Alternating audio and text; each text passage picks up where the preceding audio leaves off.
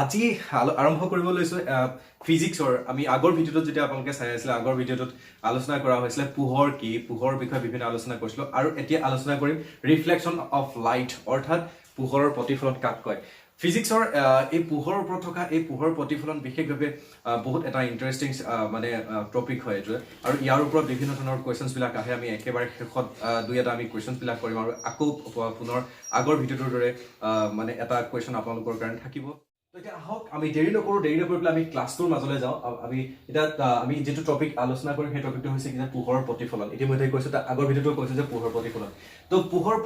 প্ৰতিফলনক আমি কওঁ পোহৰৰ প্ৰতিফলন তো প্ৰতিফলনক ইংৰাজীত কোৱা হয় ৰিফ্লেকশ্যন অফ লাইট আমি ৰিফ্লেকশ্যন ৱৰ্ডটো বহুত এটা মানে কমন ৱৰ্ড আমি শুনি থাকো ৰিফ্লেকশ্যন বুলি ক'লে মানে এই ৱৰ্ডটো সাধাৰণতে পোহৰৰ যেটো পোহৰৰ ক্ষেত্ৰত বেছি প্ৰযোজ্য হয় বেছি মানে প্ৰপাৰ হয় তো এতিয়া পোহৰৰ প্ৰতিফলন ৰিফ্লেকশ্যন অফ লাইট মানে কি বুলি কৈছিলো মই আপোনালোকক কৈছো যে এবিধ শক্তি বেলেগ বিদ্যুতৰ দৰে শক্তি বতাহ এবিধ শক্তি পোহৰ এবিধ শক্তি শব্দ এবিধ শক্তি এইবিলাক শক্তিৰ দৰে লাইটো হৈছে শক্তি তো এতিয়া আমি শক্তি হওক আমি লাইটৰ ওপৰত আলোচনা কৰা পোহৰ ৰিফ্লেকশ্যনটো কি হয় ৰিফ্লেকশ্যন বুলি ক'লে মানে বা পোহৰ প্ৰতিফলন বুলি ক'লে মানে আমি কেইটামান কথা আগতীয়াকৈ জানি ল'ব লাগিব তেতিয়া বেছি ক্লিয়াৰ হ'ব আপোনালোকে সো ভিডিঅ'টো আপোনালোকে চাই থাকিব স্কিপ কৰি নকৰিব ধুনীয়াকৈ তেতিয়া মানে কথাটো বুজিব পোৱাৰ কাৰণে সুবিধা হ'ব ওকে তো ৰিফ্লেকশ্যন অফ লাইট বা পোহৰ প্ৰতিফলন বুলি কোৱাৰ লগে লগে আমি জানিব লাগিব যে মাধ্যমৰ কথা আহিব কাৰণ আপোনালোকক মাধ্যমৰ কথা মই শিকাইছিলো যে স্বচ্ছ মাধ্যম কাক কয় স্বচ্ছ মাধ্যম একে আলোকীয় পদাৰ্থ বুলি কাক কয় যাৰ মাজেৰে পোহৰ পাৰ হৈ যাব পাৰে আগৰ যদি আপোনালোকে এইখিনি কথা যদি জানিব খোজে আগৰ এটা ভিডিঅ' আছে আগৰ ভিডিঅ'টোত আপোনালোকে চালে মানে মাধ্যম কি হয় এইবিলাকৰ বিষয়ে আপোনালোকে গম পাব তো মাধ্যম আমি জানিব লাগিব ইয়াত দেখিছো যে বায়ু মাধ্যম আৰু ইয়াত লিখিছো ঘন আলোকীয় স্বচ্ছ মাধ্যম তো বায়ু মাধ্যম হৈছে একেবাৰে মসৃণ একেবাৰে স্বচ্ছ মাধ্যম নিকা একেবাৰে মানে তাৰ মাজেৰে বায়ুৱে বহুত জলদি মানে বহুত ফাষ্ট যাব পাৰে ছেকেণ্ডত 3 লাখ কিলোমিটাৰ গতি অতিক্ৰম কৰিব পাৰে তো এইটো বায়ু মাধ্যম বায়ুশূন্য মাধ্যম বায়ু মাধ্যম তো এতিয়া ঘন আলোকীয়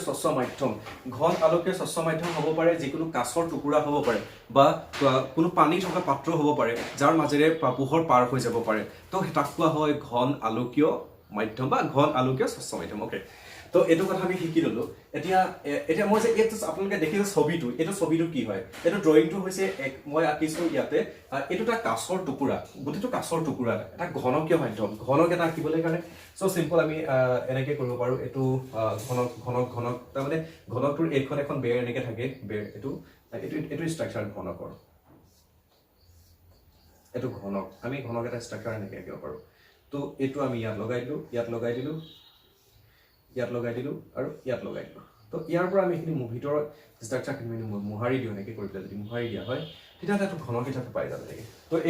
এই পৰ্চনটো যদি আমি ঠেক কৰি দিওঁ তেতিয়াহ'লে আমি ইয়াৰ আকৃতিটো পাম তো আমি এনেকৈ অংকন কৰিলোঁ এইটো ঘনকীয় আকৃতি তো এইটোৰ আকৃতি এইটো হৈছে এটা ঘনকীয় আলোকীয় এটা স্বচ্ছ পদাৰ্থ হয় সাপোজ আমি কাঁচ বুলি ধৰিলো যেটো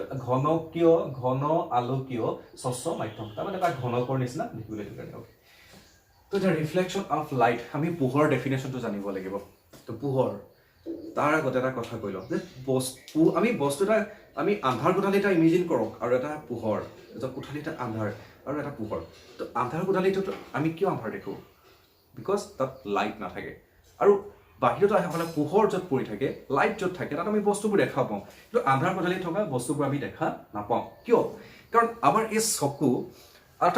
চকুৰ লগত এটা সম্পৰ্ক আছে যে পোহৰ যেনে পোহৰে বস্তুটাৰ পৰা পোহৰ আহি পেলাই আমাৰ চকুত যেতিয়া পৰিব তেতিয়া আমি বস্তুটো দেখা পাওঁ তেতিয়া ভিজিবল হ'ব দেখিম মানে তো যিহেতু সেই প্ৰক্ৰিয়াটো এটা আন্ধাৰ কোঠালিত কেতিয়াও সংঘটিত নহয় গতিকে আমি বস্তুবোৰ দেখা নাপাওঁ চিম্পল কথা তো এতিয়া পোহৰ প্ৰতিফলন কাক বোলে ৰিফ্লেকশ্যন অফ লাইট কাক কয় অৰ্থাৎ পোহৰৰ প্ৰতিফলন কাক কয় পোহৰ কোনো এটা উৎসৰ পৰা সাপোজ এইটো এটা উৎস ইয়াত এটা ধৰি লওক টৰ্চ লাইট ওকে এইটো টৰ্চ লাইট টৰ্চ লাইটৰ পৰা পোহৰ পৰিছে ইয়াত পৰিছে এইটো স্বচ্ছ মাধ্যম ধৰি লওক এইটো স্বচ্ছ মাধ্যম তো পোহৰ আহি পেলাই এই স্বচ্ছ মাধ্যমত পোহৰ আহি পেলাই এনেকৈ আকৌ যদি অন্য মাধ্যমলৈ গুচি যায় অন্য মাধ্যম নে এইটো হৈছে পূৰ্বৰ মাধ্যম এইটো হৈছে দ্বিতীয় মাধ্যম এইটো হৈছে এখিনি এয়াৰখিনি আছে এইটোটা মাধ্যম ধৰিলা এইটো কাঁচ হয় কাঁচৰ টুকুৰা হয় বা কাঁচ হয় এইটোটা ওপৰ বায়ু এখিনি মাধ্যম হয় আৰু এইটোটা দ্বিতীয় মাধ্যম হয় এইটো ফাৰ্ষ্ট মাধ্যম এইটো সেকেন্ড মাধ্যম ওকে এইটো ফাৰ্ষ্ট মিডিয়াম এইটো সেকেন্ড মিডিয়াম ইংলিছত হলে তো এতিয়া ইয়াৰ পৰা উৎস এটাৰ পৰা আহিবা অৰিজিন য'ৰ পৰা পোহৰ উৎপত্তি হয় য'ত আমি দীপ্তিমান বুলি কৈছিলো তো ইয়াৰ পোহৰ উৎপত্তি হয় পোহৰ আহি পেলাই ইয়াত পৰিব পৰাৰ পিছত আকৌ যদি পূৰ্বৰ মাধ্যমত এনেকে কোণ কৰি পেলাই এটা সমকোণ কৰি পেলাই যদি গুচি যায় এটা পোহৰ এনেকে গুচি যায় তাকে আমি পোহৰৰ প্ৰতিফলিত হয় এক কোৱা হয় পোহৰ প্ৰতিফলন তাকে সেই গোটেই প্ৰক্ৰিয়াটোকে এই পৰিঘটনাটোকে কি বুলি কোৱা হয় পোহৰৰ প্ৰতিফলন বুলি কোৱা হয় তাৰ মানে কি আমি যদি ক'বলৈ হয় যে পোহৰ কোনো এটা মাধ্যমৰ পৰা আহি দ্বিতীয় মাধ্যমত পৰাৰ পিছত যদি পূৰ্বৰ মাধ্যমলৈ প্ৰতিফলিত হয় তেতিয়াহ'লে তাক সেই প্ৰক্ৰিয়াকে পোহৰৰ প্ৰতিফলন বুলি কোৱা হয় অৰ্থাৎ ৰিফ্লেকশ্যন অফ লাইট বুলি কোৱা হয় আশা কৰোঁ আপোনালোকে বুজি পাইছে যদি বুজি নাই পোৱা তেতিয়াহ'লে মোক এটা কমেণ্ট কৰি পেলাই আপোনালোকে জনাব তো ইয়াৰ ডেফিনেশ্যন আপোনালোকে পাই যাব আপোনালোকৰ কিতাপত আছে পোহৰৰ প্ৰতিফলন কাক কয় মই গোটেই মেকানিজমটো অৰ্থাৎ আপোনালোকৰ যিটো পৰিঘটনা সেই পৰিঘটনাটো বুজাই দিবলৈ কাৰণে চেষ্টা কৰিলোঁ তো এতিয়া আমি সেই একেটা পৰিঘটনা আমি ড্ৰাইগ্ৰামত আমি আঁকিছোঁ আৰু ড্ৰাইগ্ৰামৰ জৰিয়তে আমি চিত্ৰৰ জৰিয়তে আমি বুজিবলৈ ট্ৰাই কৰিব লগ পোহৰ ৰিফ্লেকশ্যন অফ লাইট তো এতিয়া হৈছে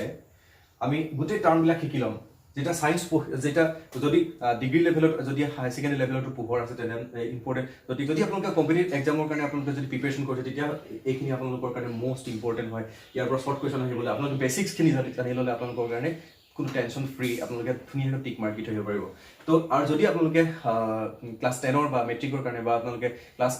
8টো আছে পোহৰ গতিকে এইটা চেপ্টাৰ মোষ্ট ইম্পৰ্টেন্ট তাৰ কাৰণে শিকি ল'ব পাৰে বেসিক্স ধুনীয়াকৈ যিমানখিনি পাৰোঁ মই চেষ্টা কৰি শিকাবৰ কাৰণে ওকে তো এতিয়া এইটো হৈছে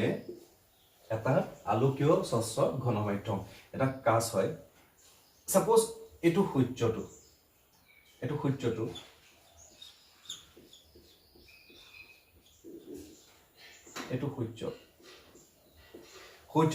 সূৰ্যৰ পৰা পোহৰ আহি পৰিছে ক'ত কাঁচত পৰিছে এই যে আহি পেলাই এনেকৈ ইয়াত পৰিছে পোহৰ পৰিছে আকৌ পোহৰ পৰি পেলাই এটা কোণ কৰি আকৌ পূৰ্বৰ মাধ্যমলৈ এইটো সব এইটো হৈছে বায়ু মাধ্যম এই ডখৰ পৰা এইখিনিলৈকে এই পইণ্টলৈকে এই পি কিউ হৈছে এইটো পি কিউ ওপৰৰ যিখিনি অংশ এই ওপৰৰ অংশখিনি পি কিউ ওপৰৰ অংশখিনি এইখিনি হৈছে বায়ু মাধ্যম আৰু তলৰ পি কিউ যিখিনি তলৰ মাধ্যম সেইখিনি হৈছে ঘন আলোকীয় স্বচ্ছ মাধ্যম মিডিয়াম 2 মিডিয়াম 1 গতিকে ওপৰখিনি মিডিয়াম 1 মিডিয়াম 2 এইটো আপোনালোকে গম পাই গ'ল মিডিয়ামৰ কথা ক'লে তাৰ পিছত এতিয়া প্ৰথম মাধ্যমৰ উৎসটো কি এইটো উৎস অৰিজিনটো উৎস তো প্ৰথম মাধ্যমটোৰ উৎস কি যে উৎস হৈছে সূৰ্যৰ পৰা পোহৰ আহি পৰিছে ক'ত ইয়াত পৰিছে পোহৰ আহি ক'ত পৰিছে এই পইণ্টত পৰিছে আৰু ইয়াত আপতিত হৈছে পোহৰ যদি আহি পেলাই স্বচ্ছ মাধ্যমত পৰাটো বিজ্ঞানৰ ভাষাত কোৱা হয় আপতিত তো এইটো আপতিত হোৱাৰ পিছত ইয়াত পৰাৰ পিছত ই কি হয় এটা কোণ কৰি পেলাই এই সি পইণ্টলৈ আকৌ পূৰ্বৰ মাধ্যমলৈ ঘূৰি গৈছে এই প্ৰক্ৰিয়াটোকে কোৱা হয় পোহৰৰ প্ৰতিফলন বুলি কোৱা হয় তো এটা আমি যিকিটা ইয়াত যে পোহৰ পৰিছে বুলি ক'লো পোহৰ কি পৰে ৰশ্মি তো এইবিলাকক কোৱা হয় ৰশ্মি এটা হৈছে ৰশ্মি ৰে ইংৰাজীত কোৱা হয় ৰে আৰু এই ৰশ্মিডালৰ নাম আছে প্ৰত্যেকৰে নাম আছে এই ৰশ্মিডালক কোৱা হয় আপতিত ৰশ্মি বা ইংৰাজীত কোৱা হয় ইনসিডেন্ট ৰে ক'বাত আহি পেলাই খুন্দি আহি ইনসিডেন্ট দ্যাট মিন্স ইনসিডেন্ট আহি পেলাই ক'বাত আপতিত হৈছে আপতিত মানে খুন্দিওৱা মানে দ্যাট মিন্স ইনসিডেন্ট ধৰিব পাৰে তেনেকে মনত ৰাখিবলৈ কাৰণে আপোনালোকে মনত ৰাখি থব যে ইনসিডেন্ট ৰে ওকে তো এতিয়া এই বিন্দুটোত বি পইণ্টত আপতিত হৈছে তাৰ পিছত এইফালে প্ৰতিফলিত হৈছে তো প্ৰতিফলিত হোৱা মানে কোৱা হয় ৰিফ্লেকশ্যন অৰ্থাৎ ৰিফ্লেক্টেড ৰে এডালক কোৱা হয় ৰিফ্লেক্টেড ৰে আৰু এই কোণটো সাধাৰণতে 90 ডিগ্ৰী কোণ কৰি থাকে 90 ডিগ্ৰী কোণ কৰি সমকোণ কৰি থাকে এটা সমকোণ কিমান ডিগ্ৰী হয় 90 ডিগ্ৰী সদায় 90 ডিগ্ৰী এইটো হৈছে সমকোণ 90 ডিগ্ৰী তো এতিয়া এটা কোণ সমকোণ কৰি থাকে আৰু এই কোণটোক আমি যদি উলম্বভাৱে একদম থিয়কৈ ষ্ট্ৰেট যদি আমি থিয়কৈ এটা লম্ব অংকন কৰোঁ তেতিয়াহ'লে কি হ'ব তাক কোৱা হ'ব অভিলম্ব ইংৰাজীত কোৱা হয় নৰ্মেল মনত থৈ দিব কি বুলি কোৱা হয় নৰ্মেল বুলি কোৱা হয় অসমীয়াত কোৱা হয় অভিলম্ব কি বুলি কোৱা হয় অভিলম্ব আপতিত ৰশ্মি ওকে আমি ইয়াত এনেকৈ দি দিছোঁ দিয়াৰ পিছত আৰু ইয়াত এডাল অভিলম্ব বুলি ধৰক আৰু এডাল মই লৈ দিছোঁ চ' ইয়াত তিনডাল আছে নিবা এইটো হৈছে সমকোণ ওকে এইটো হৈছে সমকোণ এনেকৈ এইটো হৈছে আপতিত ৰশ্মি ইনসিডেন্ট ৰে এইটো হৈছে প্ৰতিফলিত ৰশ্মি ৰিফ্লেক্টেড ৰে এডাল হৈছে অভিলম্ব ইয়াক কোৱা হয় কি বুলি কোৱা হয় ইয়াক কোৱা হয় নৰ্মেল বুলি কোৱা হয় ইংৰাজীত আৰু এইটো আপতন বিন্দু বুলি কোৱা হয় এইটো এই বিন্দুটোক কোৱা হ'ব আপতন বিন্দু এই বি বিন্দুটোক কোৱা হ'ব আপতন বিন্দু এটা PQ হৈছে সন্ধিস্থল দুই মাধ্যমৰ সন্ধিস্থল হয় দুই মাধ্যমৰ সন্ধিস্থল মোৰ আখৰ ভাল নহয় সন্ধিস্থল এইটো দুই মাধ্যমৰ সন্ধিস্থল PQ হৈছে দুই মাধ্যমৰ সন্ধিস্থল এতিয়া এইটো আপতন কোণ ABM ইয়াতে হৈছে ABM এইটো হৈছে আপতন কোণ ইনসিডেন্ট কোণ অৰ্থাৎ আপতিত ৰশ্মিয়ে আপতন কোণ সৃষ্টি কৰিব আপতন কোণ এইটো কোৱা হ'ব আপতন কোণ আৰু NBC এইটো হৈছে প্ৰতিফলন কোণ এইটো হৈছে প্ৰতিফলন কোণ আপতন কোণ I আৰু প্ৰতিফলন কোণ R I মানে ইনসিডেন্টৰ এই I টো আহিছে আৰু এইটো প্ৰতিফলন কোণ R অৰ্থাৎ ৰিফ্লেকশনৰ R টো আছে স্মল কে লিখা হয় গতিকে এইটো I এইটো R গতিকে আপোনালোকে বুজি পাইছে যে গোটেই কথাটো কি হৈছে ইয়াতে তো এতিয়া সব এই স্বচ্ছ মাধ্যম আপোনালোকৰ হয়তো মনত ভাব হৈছে যে গোটেই পোহৰখিনি গুচি যাব নেকি ৰিফ্লেকশন হ'ব নেকি নহয় গোটেই পোহৰখিনি ৰিফ্লেকশন নহয় ইয়াত পোহৰ এখিনি পৰিব সেই পোহৰখিনি পূৰ্বৰ মাধ্যমলৈ ঘূৰি যাব ঠিক এটাক আমি পোহৰ প্ৰতিফলন বুলি কওঁ কিন্তু ইয়াৰে কিছু পোহৰ এই মাধ্যমৰ মাজেৰে সৰকি যাব কাৰণ কাছৰ মাজেৰে পোহৰ সৰকি নাযায় নেকি যায় পানীৰ মাজেৰে সৰকি নাযায় নেকি যায় গতিকে কিছু অংশ পোহৰ কি হ'ব ইয়াতে পাৰ হৈ গুচি যাব তো পাৰ হৈ গলে তাক এই যে পোহৰ পাৰ হৈ যায় তাৰ মানে সৰকি যোৱা মানে প্ৰতিসৰণ মানে ৰিফ্ৰেকশন ইংৰাজীত কোৱা হয় ৰিফ্ৰেকশন তাক সেই ৰিফ্ৰেকশনৰ এটা সম্পূৰ্ণ ইয়াৰ ওপৰত এটা ভিডিঅ' প্ৰস্তুত কৰিম গতিকে ইয়াৰ নেক্সট টপিকবিলাক আহি আছে ৰিফ্ৰেকশনৰ ওপৰত এটা ভিডিঅ' পাব মানে প্ৰতিটো সৰু টপিকৰ ওপৰত ভিডিঅ' প্ৰস্তুত কৰি গৈ থাকিম আপোনালোকে চাই থাকিব আৰু কেনেকুৱা পাইছে মই বুজাব পাৰিছো নে আপোনালোকে কমেন্ট এটা কৰি পেলাই জানিব মানে কমেন্ট এটা কৰি থৈ যাবলৈ কাৰণ নাপাহৰিব আৰু যদিহে আপোনালোকৰ কিবা টপিক বুজি পোৱা নাই তেতিয়াহ'লে কমেন্ট কৰি জনাব আমি ভিডিঅ' প্ৰস্তুত কৰি পেলাই আপোনালোকক বুজাব চেষ্টা কৰিম তো এটা দুই মাধ্যম আপোনালোকৰ এইটো হ'ল দুই মাধ্যমৰ সন্ধিস্থল ইতিমধ্যে মই লিখিলো PQ তো এইটা কথা বুজি পালে তো এতিয়া আমি আহিম নেক্সট পইণ্টত আহিম আমি যে ইয়াৰ কিছুমান নিয়ম আছে আমি সূত্ৰ দুটা আছে যিকিটা নেকি পৰীক্ষাত আহি থাকে মেট্ৰিকতো আহে ক্লাছ 8 যদি আপোনালোকে ষ্টুডেণ্টে পৰীক্ষাত আহিব বুলি ধৰি লওক যে পোহৰৰ প্ৰতিফলনৰ নিয়মসমূহ লিখা পোহৰৰ প্ৰতিফলন কাক বোলে পোহৰ প্ৰতিফলনৰ নিয়মসমূহ লিখা আৰু কম্পিটিটিভ এক্সামতো হয়তো মেবি আহিব পাৰে সৰুকৈ কিবা এটা ৰাখি পেলাই আহিব পাৰে সাপোজ এনেকুৱা এটা কোৱেশ্চন আহিব মই আপোনালোকৰ ওচৰত বল এটা আছে বলটো আপুনি ৱালত মাৰিলে ৱালৰ পৰা বলটো আকৌ ৰিফ্লেক্ট হৈ পেলাই গুচি আহিলে সেই প্ৰক্ৰিয়াটো কি বুলি কোৱা হয় ৰিফ্লেকশন বুলি কোৱা হ'ব নে ৰিফ্ৰেকশন বুলি কোৱা হ'ব নে কি বুলি কোৱা হ'ব সেই কথাটো হয়তো সুধিব পাৰে তেনেকুৱা ধৰণৰ প্ৰশ্নবিলাক কম্পিটিটিভ এক্সামত প্ৰায়ে আহি থাকে তো একদম ফ্ৰীলি আপোনালোকক কৰিছো কাৰণ মই ইয়াতে বহুত আউট অফ সাউন্ড আহি আছে তো সেইবোৰ মাইণ্ড নকৰিব তো আপোনালোকে যিটো মেইন টপিক হয় মেইন যিটো থিম হয় তাত আপোনালোকে সোমাবলৈ চেষ্টা কৰক বুজিবলৈ কাৰণে চেষ্টা কৰক তো আমি এইখিনি প্ৰায় শেষ হৈ গৈছে তো বুজি পালে যে এইটো বায়ু মাধ্যম কাক কয় স্বচ্ছ মাধ্যম এইখিনি হ'ল সন্ধিস্থল তো ইয়াতে কেইটামান নিয়ম আছে এক নম্বৰ নিয়মটো হ'ল যে এক নম্বৰ নিয়মটো কি আছে এক নম্বৰ নিয়মটো আমি ক'ত লিখো এইটো লিখো ওকে ইয়াত লিখো এক নম্বৰ নিয়ম এক নম্বৰটো কথা হ'ল এক নম্বৰ নিয়ম হ'ল যে পোহৰ এই যে উৎসৰ পৰা আহিলে পোহৰ ইয়াত পৰিলে সেইটো কোৱা হয় পোহৰৰ প্ৰতিফলন পোহৰ প্ৰতিফলিত হৈছে মানে আপতিত হৈ পৰিছে দ্বিতীয়তে কি হয় ইয়াত তিনিটা পৰিঘটনা সংঘটিত হয় এটা হ'ল পোহৰ প্ৰতিফলন গোটেই প্ৰতিফলন প্ৰক্ৰিয়াটো ৰিফ্লেকশনটো যিটো reflection of light LIGHT light reflection of light এক নম্বৰ তাৰপিছত আহিব refraction of light refraction of light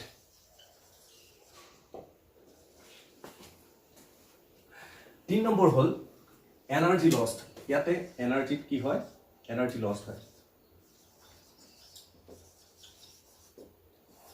याते एनार्जी लस्ट হ'ব তাৰ মানে শক্তি হ্ৰাস হয় তিন নম্বৰ কথা হল এই তিনটা ৰিফ্লেকশন মানে কি হয় এই যে পোহৰ আপতিত হৈ পেলাই আকৌ পূৰ্বৰ মাধ্যমলৈ ঘূৰি গৈছে তাক পোহৰ প্ৰতিফলন বুলি কয় সৰকি যে যায় সেইটো হৈছে ৰিফ্লেকশন অফ লাইট বুলি কয় তাৰ পিছত ইয়াতে কি হয় আপোনালোকে মন কৰিব যে যিকোনো বস্তু হ্ৰাস হয় মই যদি ইয়াত বৰ্ডখনত যদি হেঁচা প্ৰয়োগ কৰিছো মোৰ যি শক্তি একেটা প্ৰক্ৰিয়াটো যদি কৰি থাকোঁ তেতিয়াহ'লে মোৰ যি দেহৰ শক্তি লাহে লাহে হ্ৰাস হ'ব, কাৰণ মই শক্তি এই বৰ্ডখন ঠেলিবলৈ কাৰণে কামটো কৰিবলৈ কাৰণে মই শক্তি প্ৰয়োগ কৰিছোঁ। ঠিক তেনেকৈ ধৰি লওক এতিয়া ইয়াতে পোহৰ যেতিয়া আহে, পোহৰ পূৰ্বৰ মাধ্যমত আহি যিমানখিনি শক্তি আহিছিল সেই শক্তি যেতিয়া ঘন আলোকীয় স্বচ্ছ মাধ্যমত সোমাই যাব, ঘন আলোকীয় স্বচ্ছ মাধ্যমত যেতিয়া সোমাই যোৱাৰ লগে লগে কি হ'ব, ইয়াত পোহৰৰ এনাৰ্জিৰ পৰিমাণটো কমি যাব। গতিকে এই হৈছে এই তিনিটা কথা ইয়াৰ পৰা আমি গম পাওঁ। তো এইকেইটা আমি এতিয়া ইৰেজ কৰি দিছোঁ, তাৰপিছত আমি ইৰেজ নকৰোঁ, অ'কে থাকক, একো নাই, আপোনালোকে তো মই আঁতৰি দিছোঁ, আপোনালোকে এটা কাম কৰক, আপোনালোকে এটা স্ক্ৰীনশ্বট মাৰি থাকক, আপোনালোকৰ সুবিধা হ'ব। তো নেক্সট এতিয়া আহিম, আমি আলোচনা কৰিম এইটো যে পোহৰ প্ৰতিফলন নিয়ম কেইটা কি। এইকেইটাটো এটা পইণ্ট হয়, পৰিৱৰ্তন, মানে কিছুমান পৰিৱৰ্তন ইয়াত সংঘটিত হয়, এইকেইটা হৈছিলে পৰিৱৰ্তন। এতিয়া হৈছে নিয়ম কেইটা, মষ্ট ইম্পৰ্টেণ্ট, একদম মূল পইণ্টলৈ আহিছোঁ বুলি ধৰি লওক, এইটো মনত ৰাখিব, এইটো পৰীক্ষাত আহে। তো পোহৰ প্ৰতিফলনৰ নিয়ম, 1 নম্বৰ নিয়মটো কি হৈছে যে আপতিত ৰশ্মি অৰ্থাৎ ইনচিডেণ্ট, এইটো হৈছে ইনচিডেণ্ট, এইটো ছেম চিত্ৰ হয়, এইটো ইয়াত মই বক্স ৰাখিছোঁ, এইখন স্বচ্ছ মাধ্যম,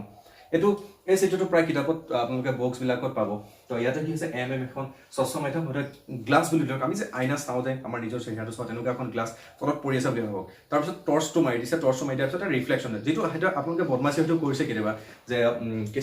সৰুতে হওক বা কেতিয়াবা হ'লেও এনেকৈ কাৰোবাৰ এনেকৈ পোহৰ সূৰ্য বেলিটো ৰ'দ পেলাই মেলি বা কাৰোবাৰ চকুত এনেকৈ, মইতো কৰিছোঁ এইবিলাক, মই আৰু নকওঁ। অ'কে, তো আমি এৰিছোঁ এতিয়া, ইয়াত আহোঁ। তো ইয়াৰ পৰা যিটো পোহৰ প্ৰতিফলিত ৰশ্মি, আপতিত ৰশ্মি, প্ৰতিফলিত ৰশ্মি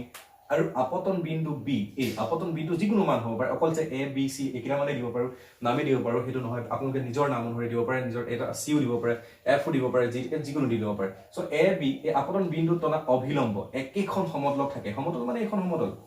একেখন সমতলত নাইনে আছে, একেখন সমতল আছে। তো এই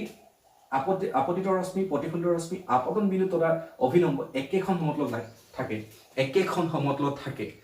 এই যে তিনিটা, প্ৰথম কথা হ'ল যে আপতিত ৰশ্মি আৰু প্ৰতিফলিত ৰশ্মি, তিনিটা, এইটো যে আপতিত ৰশ্মি, প্ৰতিফলিত ৰশ্মি, আপতন বিন্দু তথা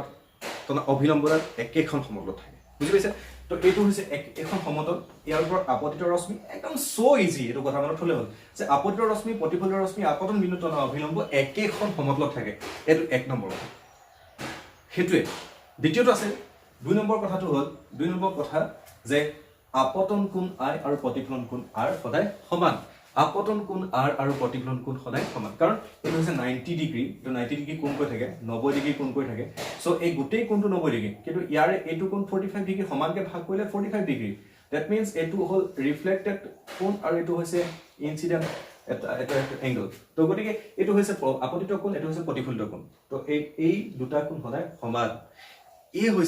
এই দুটা হৈছে মষ্ট ইম্পৰ্টেণ্ট। গতিকে পোহৰ প্ৰতিফলন, আশা কৰোঁ পোহৰ প্ৰতিফলনৰ আপোনালোকে বুজি পালে। বেছি দীঘলীয়া হৈ যাব ভিডিঅ'টো, বাকী টপিকবিলাক আমি আলোচনা কৰিম। ইয়াৰ নেক্সট টপিকত আহি আছে, নেক্সট যিটো বিষয় পঢ়োৱা হ'ব, আলোচনা কৰা হ'ব, সেই টপিকটো হ'ব যে ৰিফ্ৰেকশ্যন অফ লাইট। এইটো ৰিফ্লেকশ্যন অফ লাইটৰ ওপৰত আমি আলোচনা কৰিম। তো ইয়াৰ ওপৰত কেইটামান কুৱেশ্যন কৰোঁ, 3টা আমি কুৱেশ্যন চিলেকশ্যন কৰোঁ, তাৰে 2টা কুৱেশ্যন মই কৰি দিম আৰু 3টা কুৱেশ্যন, তাৰে 3 নম্বৰ কুৱেশ্যনটো আপোনালোকৰ কাৰণে ৰাখি থ'ম। আৰু আশা কৰোঁ ভিডিঅ'টো যদি আপোনালোকে চাই ভাল পাইছে, আপোনালোকৰ কাৰণে উপকৃত হৈছে বুলি ভাবিছে, তেতিয়াহ'লে